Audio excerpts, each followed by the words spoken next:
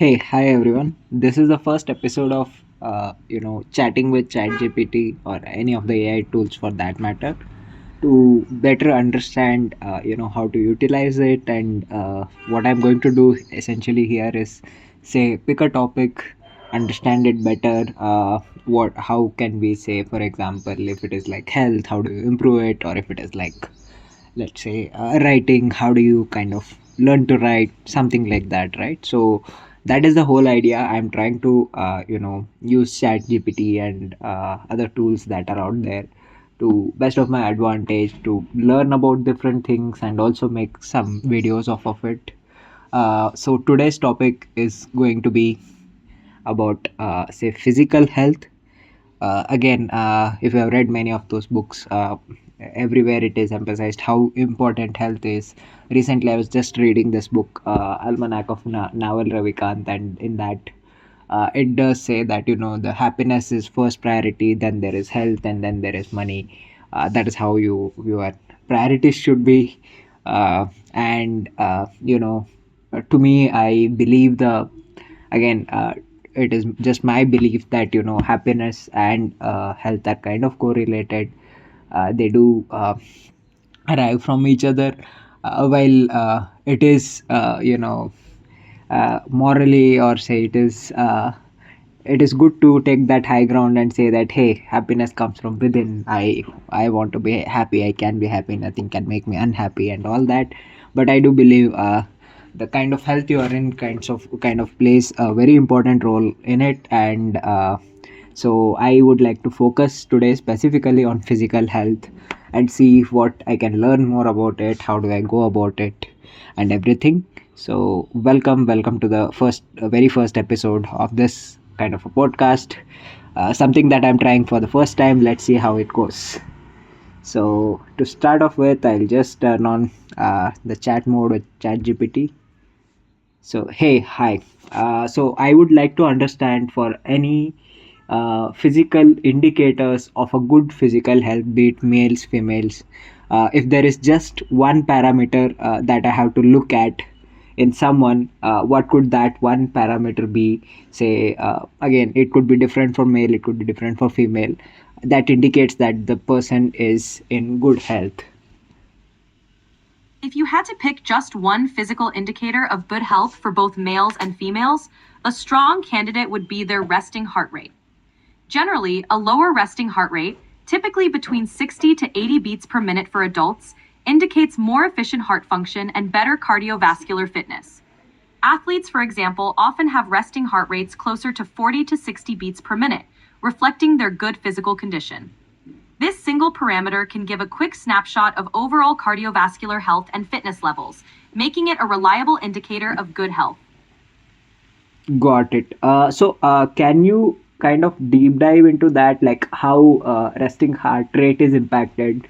Say, for example, if someone has a disease, how does it kind of impact the resting heart rate? So or say something like, let's say, if someone has an injury, how does the resting heart rate kind of impact it? And or there could be other things, right? Say, for example, when you're unhappy, happy, all these things, how does say heart rate is impacted, and what kind of readings would you expect, and what could what could basically be the reason for this change, and how do you kind of say, for example, if I were to strap a smartwatch onto my hand, or say any of these ring kind of things which measure heart rate accurately and measure it and then make decisions on it. How would basically all these different parameters, when you're happy, sad, or you have a disease, how is heart rate varying, and how do you kind of keep a tab on it? Sure, let's dive deeper into how resting heart rate RHR can be influenced by various factors. First, general health and fitness. Fitness levels, regular physical activity, especially aerobic exercise, strengthens the heart muscle, allowing it to pump more blood with each beat. This efficiency lowers the resting heart rate over time. Athletic training, or those who engage in regular endurance training, often have a lower RHR, sometimes as low as 40 to 60 BPM, because their heart is very efficient. Second, diseases and conditions. Infections and illness, When the body is fighting an infection or illness, the resting heart rate often increases as the body works harder to recover. For example, fever can cause an elevated RHR. Cardiovascular diseases, conditions like hypertension, heart disease, or arrhythmias, can lead to a higher resting heart rate. The heart may need to work harder to pump blood efficiently. Chronic conditions like diabetes, thyroid disorders, especially hyperthyroidism, and anemia can also affect RHR. For example, hyperthyroidism typically increases the heart rate, while severe anemia can also cause an elevated RHR due to reduced oxygen carrying capacity. Pain and stress. If someone has an injury, especially a significant one, the resting heart rate can increase. The body responds to pain and stress by releasing adrenaline, which raises the heart rate. During the recovery phase from an injury, the heart rate may remain slightly elevated due to the body's healing processes. Emotional state. Stress and anxiety, emotional stress, anxiety, or even excitement can temporarily raise your heart rate as your body releases stress hormones like adrenaline and cortisol. Relaxation and happiness. Conversely, a relaxed or happy state can lower the heart rate. Practices like meditation and deep breathing can help bring the heart rate down. Using wearables to monitor RHR, smartwatches, and fitness trackers, these devices can provide continuous heart rate monitoring. Over time, you can track your RHR trends, which can help you notice patterns. For instance, a consistently rising RHR could signal overtraining, illness, or stress, while a declining RHR could indicate improved fitness. Context matters. When monitoring your RHR, it's essential to consider the context. If you're sick, stressed, or sleep deprived, your RHR might be higher. If you're well rested and relaxed, it might be lower. How to interpret changes. Sudden increases. A sudden spike in RHR could indicate the onset of illness, increased stress, or overtraining. It's a signal to rest or check in on your health. Gradual decreases. A gradual decrease usually means improved cardiovascular fitness and overall health.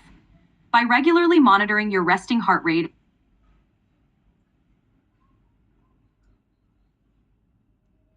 Yeah, I understand this, but say something like a smaller things, right, which could eventually spiral up and become big. Say, for example, something as simple as a small fever or a small cough or something like a constipation, etc. These kind of things might also be there, which might be at a very smaller rate. The varying of say heart rate at these small illnesses could not be much. It would be harder to detect, and they themselves have some sort of physical symptoms. Of course, you can take action on those things, or say you can just rest a bit and then it tends to return to normal. But is there a way to say, for example, know whether these kind of things prior to happening itself? Is there a way to weigh that a heart rate kind of gives a cue that hey, you might get a fever, you might get a say, let's say, a cough or a cold, something like that. Is heart indicative of that, or it is not? Heart rate.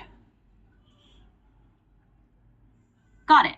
While resting heart rate is a good general indicator of cardiovascular health, it's not very sensitive to predicting minor illnesses like a cold, cough, or mild fever before they happen. Minor ailments usually show up with more localized symptoms, like a sore throat, slight fever, congestion, or digestive issues before they significantly affect heart rate. That said, certain wearable devices can detect subtle changes in metrics, like heart rate variability, HRV, breathing patterns, or skin temperature, which can sometimes indicate that your body is fighting off an infection or that you're under stress. These early warning signs can prompt you to rest or take preventive measures, potentially reducing the severity of the illness. In short, while resting heart rate alone isn't a great predictor for minor illnesses, monitoring a combination of other subtle physiological changes can provide early clues that your body is starting to deal with something. Got it. So heart rate measurement is good. Say for someone who can afford a smartwatch, and also there are a lot of smartwatches which aren't very accurate in terms of measuring the heart rate, or for that matter, resting heart rate. What could be one other parameter, if I have to say, that you can say without having to put on a device, without having to do any sort of additional effort? If you were to basically go ahead and say, observe that within a person, say, if I can observe it for myself, or if someone else can do it for themselves, what could be that one parameter which kind of gives, say, it could be different, right? Say, for example, for men, it could be something related to, say, the overall health or something that they have. For women, it could be different. Say maybe something like, I don't know, having a healthy kind of menstruation cycle, something like that. Or say for men, it could be something like having a good sort of erection when they wake up. It could be anything, right? I just want to know, like, what could be that one parameter which can be observed and tested daily, without having to put a much of thought, without having to strap on a watch. What could such one parameter be which could kind of help anyone identify, say, hey, I'm okay today. I can probably do things better today. Yeah. If you're looking for a simple, easily observable daily parameter that indicates good health, one strong contender is the quality of your sleep and how refreshed you feel upon waking. Good sleep quality and waking up feeling rested are universal indicators of good health for both men and women. It reflects not only physical well being, but also mental and emotional health. For men, consistent morning erections can also be a straightforward indicator of good cardiovascular health and balanced hormones. For women, a regular menstrual cycle can be an indicator of good overall health and hormonal balance. However, since you're looking for something universal and easy to assess without any devices, paying attention to how you feel upon waking each morning, whether you feel rested, alert, and ready to start the day, is a solid and practical daily check-in on your health status. Let me know if that helps or if you'd like to explore more options. No, this helps us after feeling fresh after waking up is a good indicator and can be measured by everyone. So, can you kind of like, say, for example, now I'm not saying arrive at, say, for example, if I'm not rested well, if I don't feel, if I feel a little sore or something like that, it means I have some sort of a back pain, or I don't want you to arrive at that, and I know it is not possible. But I would like to more or less understand from it. Say, for example, now we know that, say, waking up and feeling good after a good sleep is a good indicator. And say, for example, in 100 days at a stretch, if you feel good after waking up, in 100 days, say, let's say for some 80 days, I can assume it to be a good sleep cycle, which in turn will kind of help you boost a lot of things, etc. Now, tell me, how do you kind of link sleep to different activities? Say, what happens basically when you sleep? If I have to say, if again, there are like a lot of books, right? Say, uh, there is this book called Why We Sleep, which talks about, like, why sleep is essential, what are all the recovery activities that are happening, how important is REM sleep, how important is NREM sleep. I just want to, like, refer the internet and then arrive at some of the indicators. What are all the things that happen when you sleep, why sleep is so important, why is it so important to feel kind of fresh after you are up from the sleep.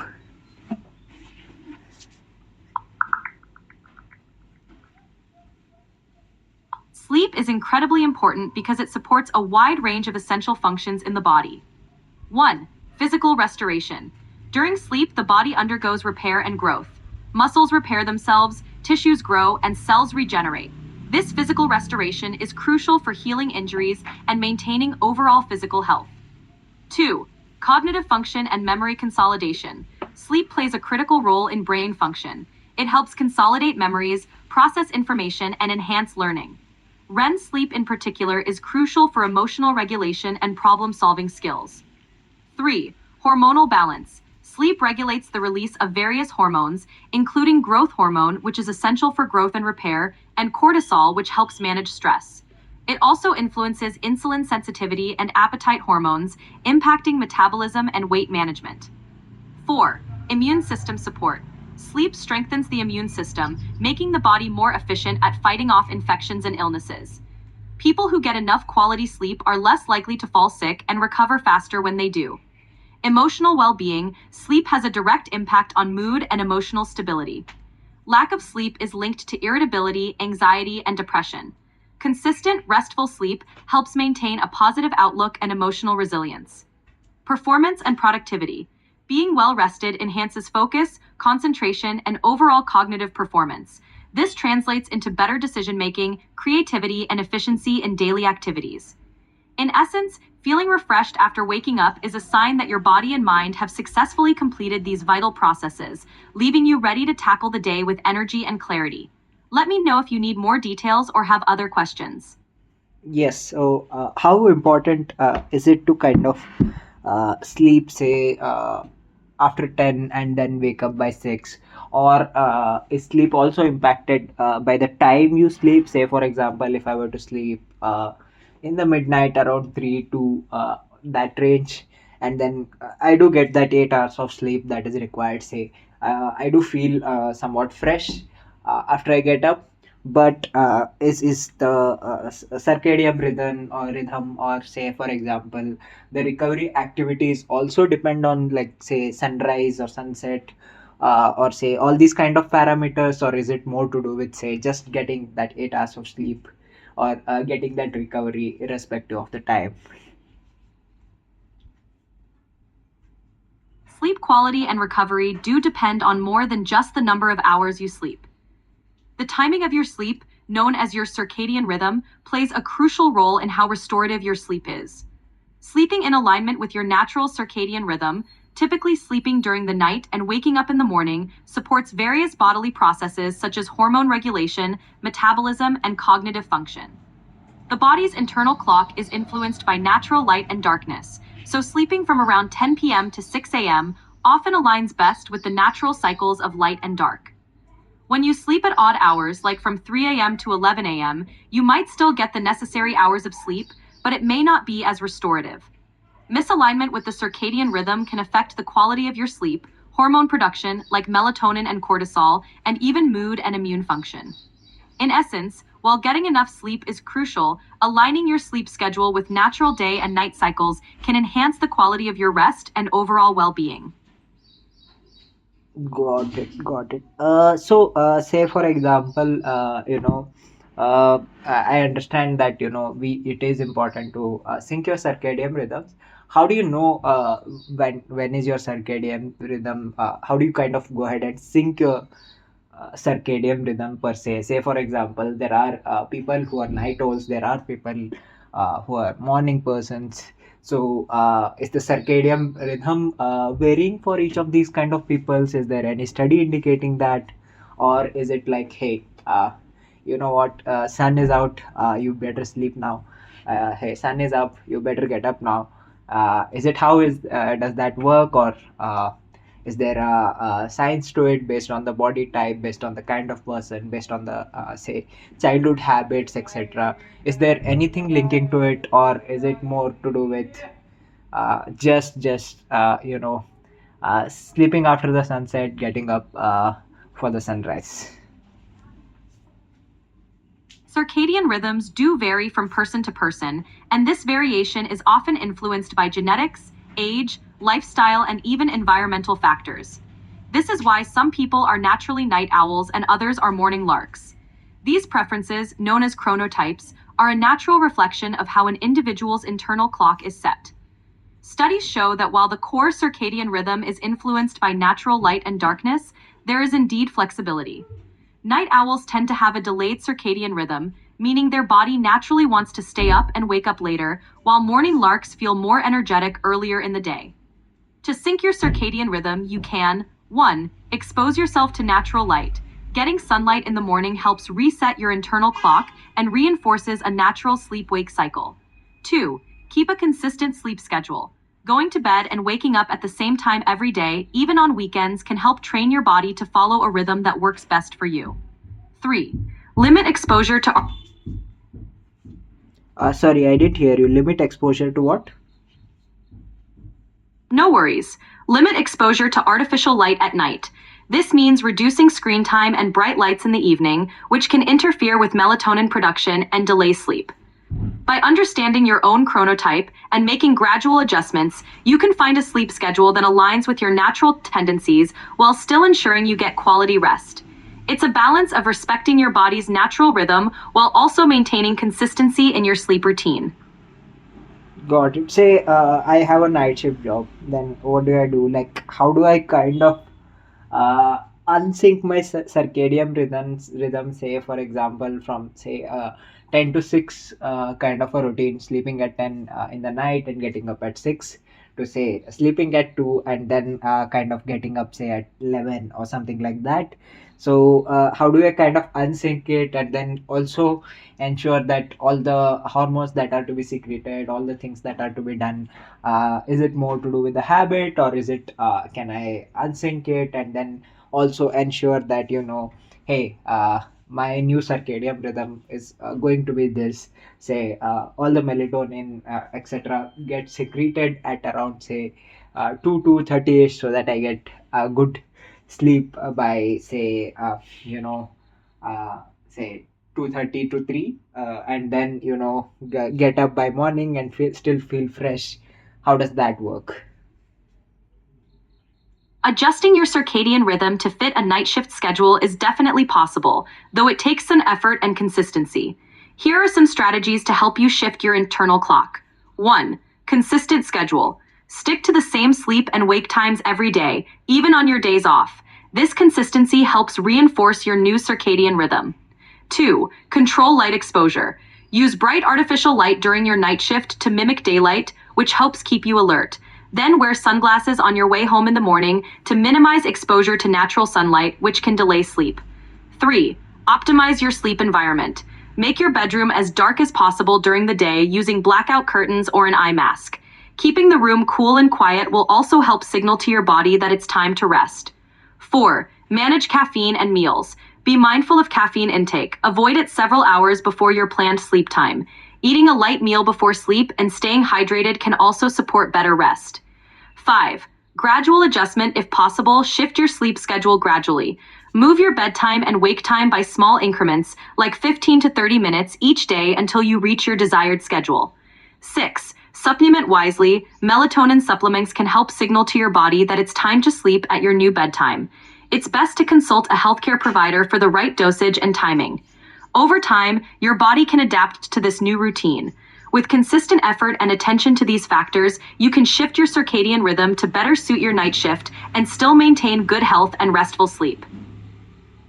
Got it. So now we have somewhat arrived at say what is that one important factor which I can track on a daily basis, and say if I have to kind of play around with it, how do I go about it? And one of the important factors also turns out to be sleep, which is kind of essential for any sort of good physical health that is there.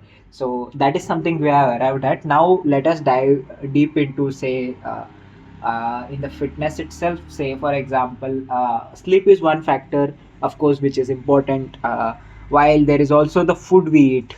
How do I kind of say for example ensure I take adequate food? Is there a way for me to know, say, hey, maybe today I have this kind of a food, so that I kind of get all the essential nutrients that are there, all the essentials, proteins, carbs, both macro as well as the micronutrients that are essential, right?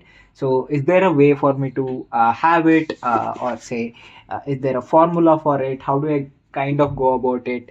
And also say for example if I have to just put non-diseased kind of a person who has his body in check and say is at a reasonably good health mode, how does that person kind of eat on a day-to-day basis?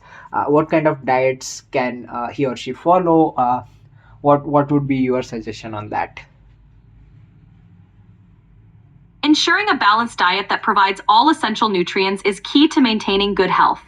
Here are some practical tips and a general guideline for a balanced diet. Macronutrients. Aim for a variety of protein sources such as lean meats, fish, eggs, dairy, legumes, nuts, and seeds. For most people, a good target is about zero point 0.8 to 1 gram of protein per kilogram of body weight, but this can vary based on activity level. Carbohydrates. Focus on complex carbs like whole grains, fruits, vegetables, and legumes. They provide sustained energy and essential fiber. Fats include healthy fats from sources like olive oil, avocados, nuts, seeds, and fatty fish. They support brain health and hormone production. Micronutrients. Eat a rainbow of fruits and vegetables to cover a broad spectrum of vitamins and minerals. Leafy greens, berries, citrus fruits, and cruciferous vegetables are particularly nutrient dense. Hydration. Drink plenty of water throughout the day. Proper hydration is essential for overall health and helps in the digestion and absorption of nutrients. Balanced meals. Try to include a source of protein, healthy fat, and complex carbohydrates in each meal. This helps maintain steady energy levels and keeps you feeling full longer. Portion control. Listen to your body's hunger and fullness cues. Eating mindfully can prevent overeating and help maintain a healthy weight. 5. Sample daily diet plan. Greek yogurt with berries, nuts, and a drizzle of honey, or scrambled eggs with spinach and whole grain toast. Lunch. Grilled chicken or tofu salad with a variety of colorful vegetables, quinoa, and a vinaigrette dressing. A piece of fruit with a handful of nuts, or hummus with veggie sticks. Baked salmon or lentils with sweet potatoes and steamed broccoli. Evening snack. A small piece of dark chocolate or a cup of herbal tea. Adjusting for activity level. If you're more active, you may need more calories and a higher proportion of carbohydrates and protein to support muscle recovery and energy needs. Personalization. Everyone's needs can vary based on age, gender, activity level, and specific health goals. It's always helpful to consult a nutritionist or use a food tracking app to get a more tailored plan. By focusing on a variety of whole foods, listening to your body, and maintaining a balanced approach, you can ensure you're getting the nutrients you need to support your health and well-being. Got it, got it. So, couple of takeaways from this, right? Like again, not everyone might know, but many of the people know that hey, I need X amount of protein, I need X amount of carbs, fats, etc., macronutrients. This has vitamin C. This has say lemon has vitamin C, something like that, right? So all these things are available. Can be researched as well, but now kind of like two three things that I want you to kind of give me an answer on. One is, say for example, based on the activity level, say, right, you could probably take an example of, say, someone running 10 kilometers every day. What kind of the protein supplement and different kind of nutrients he or she has to take, or someone not doing any sort of activity, just walking around in the house, going to office, say having a kind of a sedentary lifestyle. What kind of nutrients should that person take? Or say for example, someone who is extremely athletic, he plays for 2 hours in the evening or 1 hour in the evening, or let's say in the morning also he does some sort of yoga, some sort of exercise, lifts weights, and does all these things. So all these three kind of personas, how does say the nutrient intake should vary? And then there is also the other thing, right? Say for example, whatever the intake of food you're doing, it should also be in congruence, say for example, with their cultural beliefs. Say for example, in India, many of them are vegetarians. You did suggest a lot of diet plans, etc., for someone who eats non-veg, but we also kind of need to have a diet made, or say what kind of things that they can take. Being a vegetarian, that would also be helpful. And in our conversations, it is better to exclude any sort of supplements if at all it is avoidable.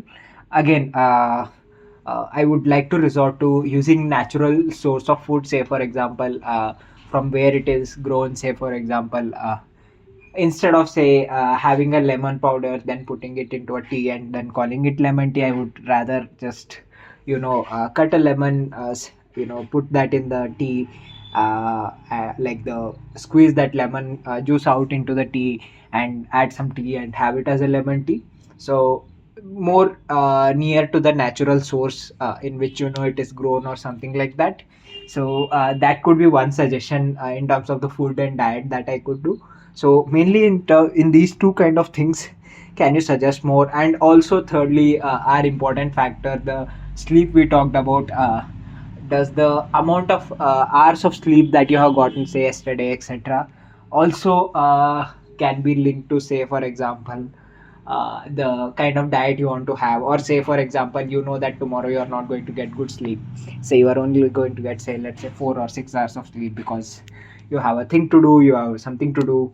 Then does that kind of also decide the nutrition that you have to take? Say for example, you want your body to get done with the all your say repair activities, all your let's say the digestive activities, the absorption activities, the hormone secretion activities earlier, so that you eat little less. So mainly on these three parameters, I'd like to kind of give me research and advice, and as to how do you go about these things.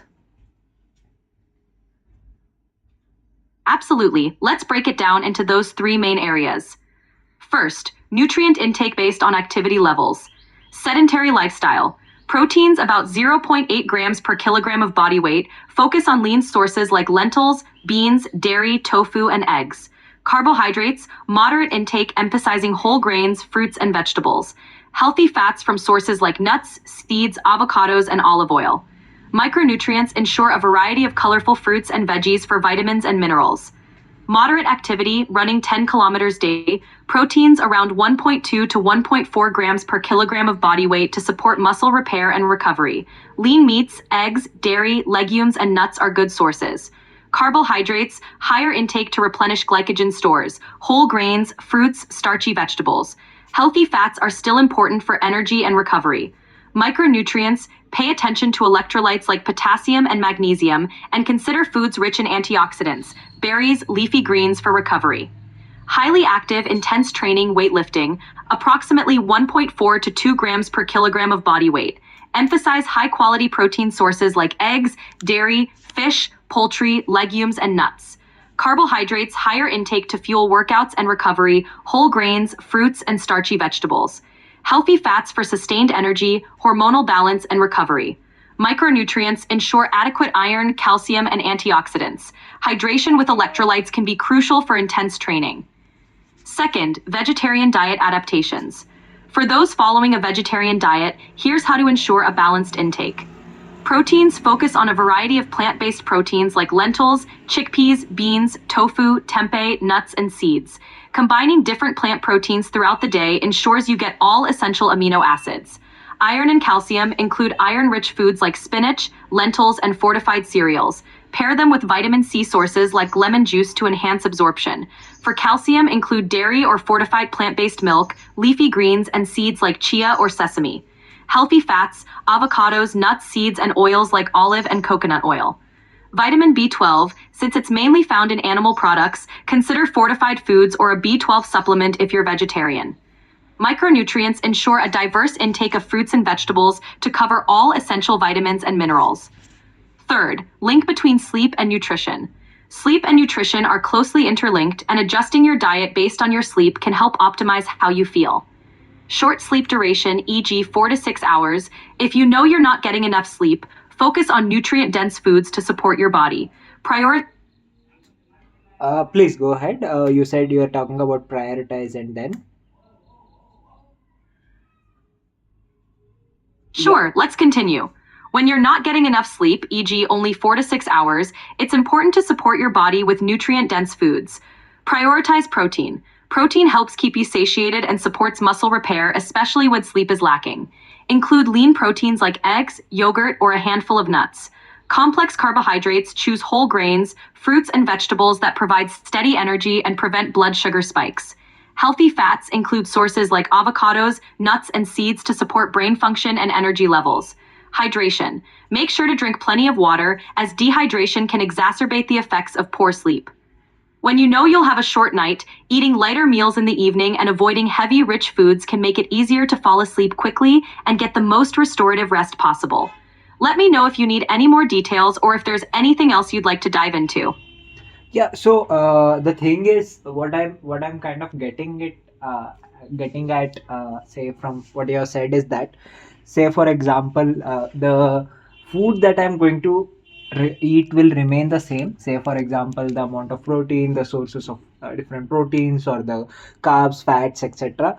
Those different items would remain same. It would just be the quantity variation for each of these things that would kind of say vary apart from here and there. Say for example, if you are working out heavily, or say you are doing a lot of workout, maybe you take a electrolyte or something like that, which kind of replenishes all your salts, nutrients, etc. So only in extreme cases there are some additional things that you have to do, but otherwise it is more or less same set of nutrients, varying the quantity based on the amount of sleep you are getting or you have gotten.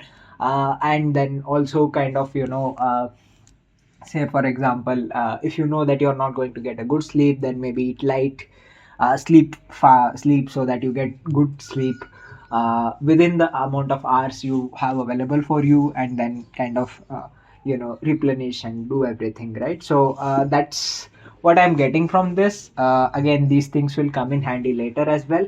Now let us move to say the next set of things, that is, say, we have talked about the sleep, which is crucial. We have talked about the food that is essential. Again, in I think in one of the Brian Adams interviews or somewhere, or who is supposed to be like the person who is trying to live forever, the guy who says don't die.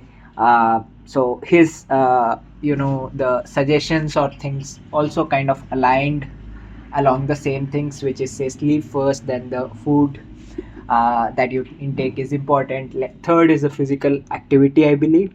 So if I were to go ahead and go for that, then there is the physical activity. What kind of, say for example, again, there are athletes, high end athletes, who do a lot of physical activity. They also do a lot of intake, and I don't think that this podcast is mainly for them, because they do have their own set of nutritionists, coaches, etc., who help them guide precisely based on their body measurements of, say, heartbeat, etc.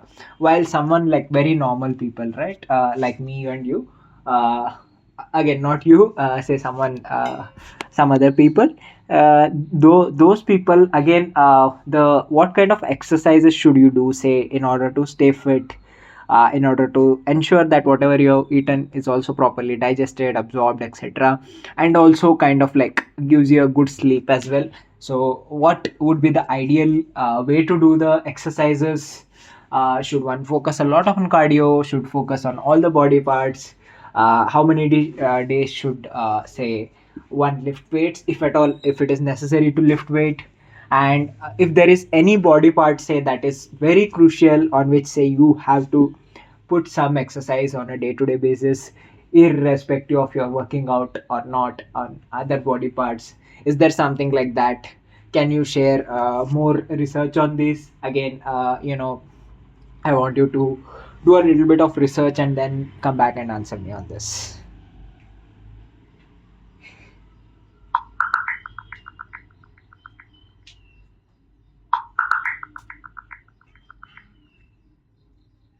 A balanced exercise routine for general health includes a mix of aerobic activities, strength training, and flexibility exercises. Here are some guidelines.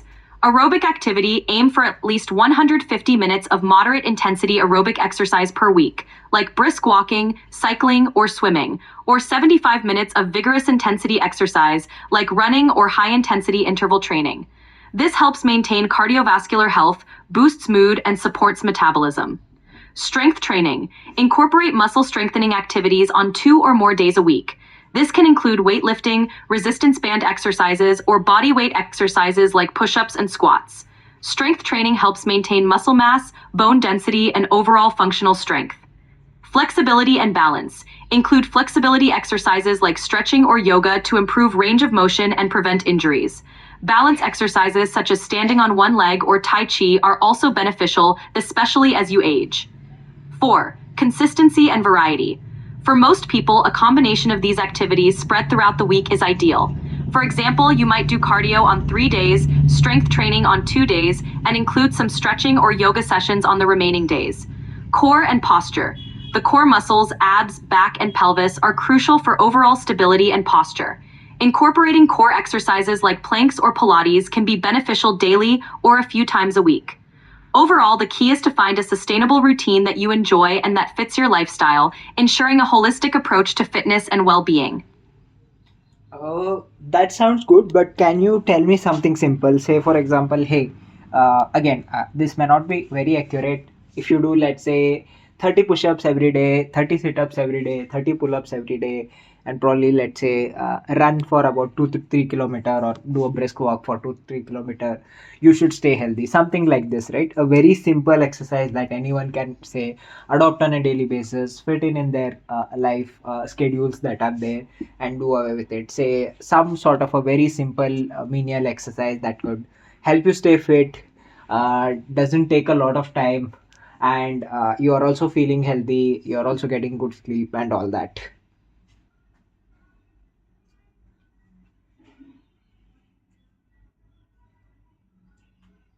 Got it. Here's a simple, quick, and effective daily routine that almost anyone can incorporate.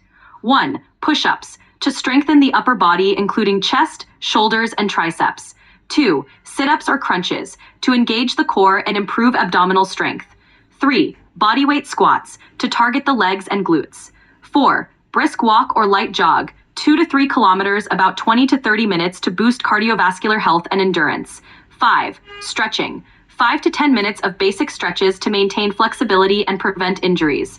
This routine covers major muscle groups, boosts your metabolism, and can be done in under 30 to 40 minutes. It's simple enough to fit into a busy day, but effective for maintaining overall fitness, improving sleep quality, and keeping you healthy. Got it, got it. So in this case, I just want to ask, say for example, one is I want a specifics of stretching. What are all the some of the body parts that you would have to stretch, or say some examples, or say some of the yoga poses you can take. Hey, if you do a Surya Namaskar, it could kind of do away with all the stretching that you have to do in a day. Something like this, right? One is that part. There is also a second part in terms of, say for example, if I'm doing push-ups, is it necessary that I have to do all these things together, or is it okay, say, hey, I have 10 minutes now, I'll do 30 push-ups now. Say in the afternoon I have about, say, another 10 minutes, I'll do away with the sit-ups and the weights and all that.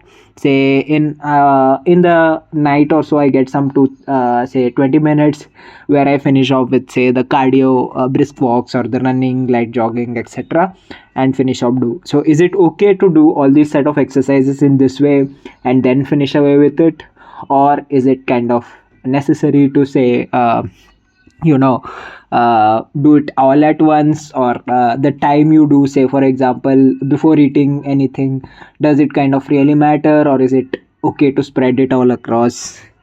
Can you share your views on it? Sure, let's break it down. Stretching and yoga poses. For a simple and effective stretching routine, you can focus on these key areas. Hamstrings, a standing or seated forward bend can help stretch the back of your legs. A standing quad stretch, pulling your foot toward your glute, targets the front of your thighs.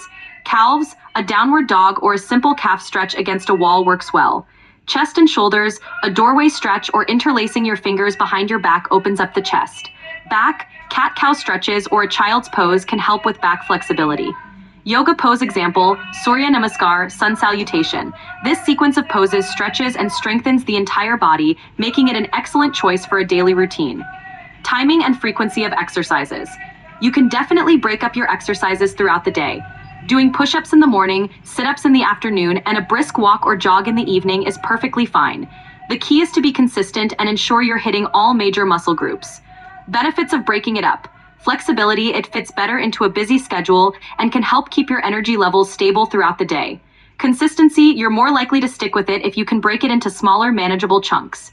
Recovery. Spreading exercises out can give muscles time to recover between sessions, reducing the risk of fatigue or injury. Does timing matter? While there are slight benefits to doing certain exercises at specific times, e.g., cardio in the morning can boost metabolism, the most important factor is consistency. If breaking it up helps you stay consistent, that's what matters most. In summary, a daily routine of simple exercises combined with flexibility and timing can keep you fit, healthy, and sleeping well. Got it, got it. So now we have covered the main three aspects of it, right? Say, for example, the sleep we get, the food we eat, the kind of exercises we do. This essentially is our physical health. Are there any other parameters that we have, per se, skipped from, say, concentrating on in this talk that we are having?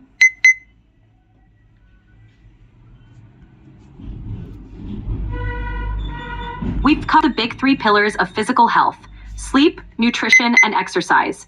Beyond these, there are a few other important factors that can influence overall well being. 1. Hydration. Staying properly hydrated is essential for every bodily function, from digestion to temperature regulation and even cognitive function. 2. Mental well being. Managing stress, fostering positive relationships, and taking time for hobbies or relaxation are crucial. Mental health directly impacts physical health. 3. Routine health checkups. Regular screenings and checkups can help catch potential health issues early and keep track of important health markers. 4. Avoiding harmful habits. Limiting or avoiding smoking, excessive alcohol, and other harmful substances can greatly improve long-term health outcomes. 5. Consistent routine. Maintaining a consistent daily routine, including regular sleep and wake times, meal schedules, and exercise habits, can help regulate your body's internal clock and improve overall health. Incorporating these elements alongside the main three can create a holistic approach to maintaining and enhancing your physical health.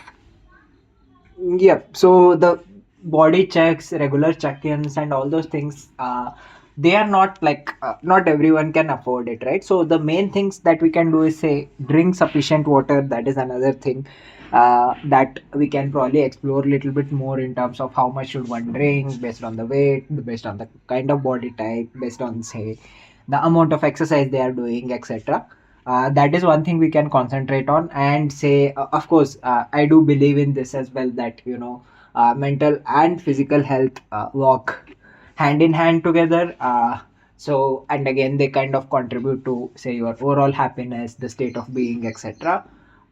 So, say for example, for mental health, how can you kind of say, again, it is a big topic for another day, but for now, if I have to like just say, hey, do these 2 to 3 things for kind of improve your mental health or feel better, or say have a good mental health, what could those two be? Can you share more on these 2 things? Absolutely.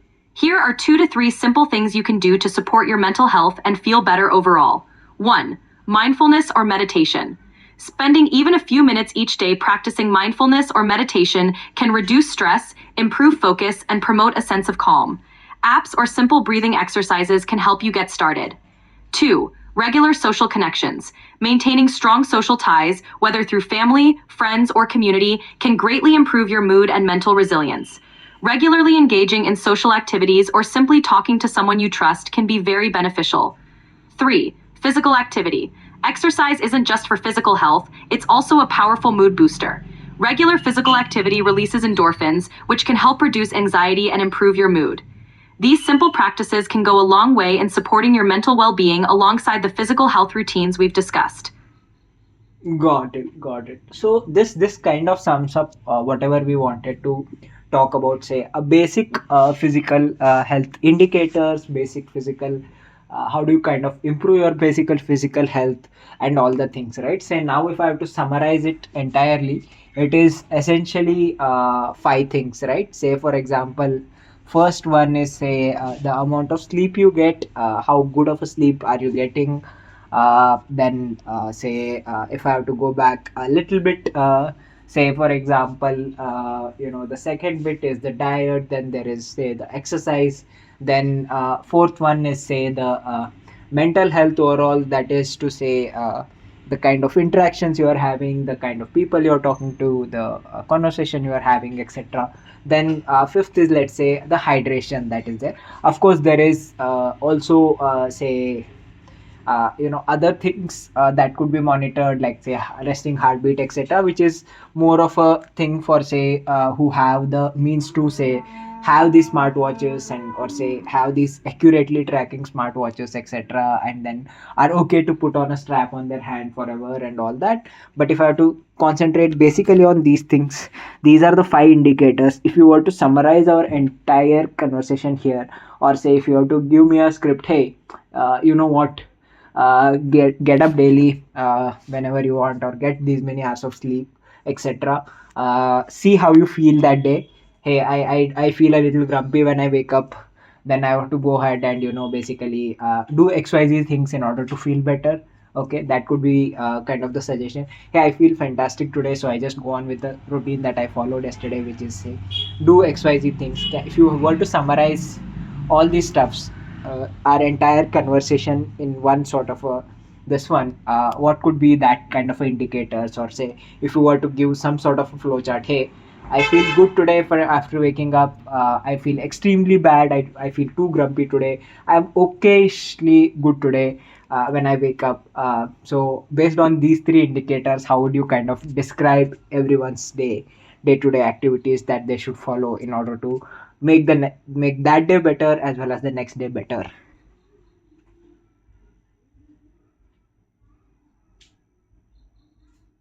All right, let's put it all together into a simple daily guide. 1. Wake up and check in. How do you feel? Great. Keep doing what you did yesterday: consistent sleep, healthy meals, regular exercise. Okay, focus on maintaining your routine. Maybe add a few minutes of mindfulness or a short walk to boost your mood. Grumpy or tired? Prioritize a bit more sleep if you can, hydrate well, and eat a balanced breakfast. Light exercise or stretching can help shake off the grogginess. Daily routine. Aim for 7 to 9 hours of quality sleep. Stick to a consistent sleep schedule. Nutrition. Eat a balanced diet with a good mix of proteins, carbs, healthy fats, and plenty of fruits and vegetables. Stay hydrated throughout the day. Exercise. Incorporate a mix of cardio, strength training, and flexibility exercises. Break it up throughout the day if needed. Practice a few minutes of mindfulness or meditation. Stay socially connected and engage in activities you enjoy. 3. Adjust as needed. If you're consistently feeling off, reassess your sleep, diet, and exercise routines. Small tweaks like adjusting meal times or trying a new form of exercise can make a big difference. Pay attention to hydration and mental well-being every day. Adjust your routine based on how you feel each morning to keep yourself on track for a healthier, happier life. This way, you can keep things simple, flexible, and effective for maintaining and improving your physical and mental health each day. Got it, got it. So this helps. Thank you for this. Let us end our conversation here. Yes. Coming to the main point, so we did get the takeaways from here, and this is no health advisory or anything of that sort. You are to consult your own set of, say, nutritionists, health experts, or say doctors for any illness or anything, any indications that you have. This is just more for me to understand, and if parallelly, if I can help someone to kind of frame, set format, what do you do in a day, how do you kind of make sure most of the day. That was my two bits about this, talking to say an AI to understand things better, since everything is at say tip of our voice these days, not even at our fingertips. So I just thought I'll make better utilization of the whole thing. Hope you like it. Let me know if I should continue doing it. If you have anything, any specific topic in mind that you'd like me to cover, or say any of these things as well, right? You want me to go deeper into sleep, you want me to go deeper into physical exercise, or anything like that, please do comment that out so that I can go ahead and make that. Hope you like this format. Again, I'm up to open for any sort of suggestions that you have in terms of improving it, making it better, and helping you out if at all, if I can. Thank you for tuning in. If you are here till the end, do hit that like, subscribe, and make this channel grow. Thank you.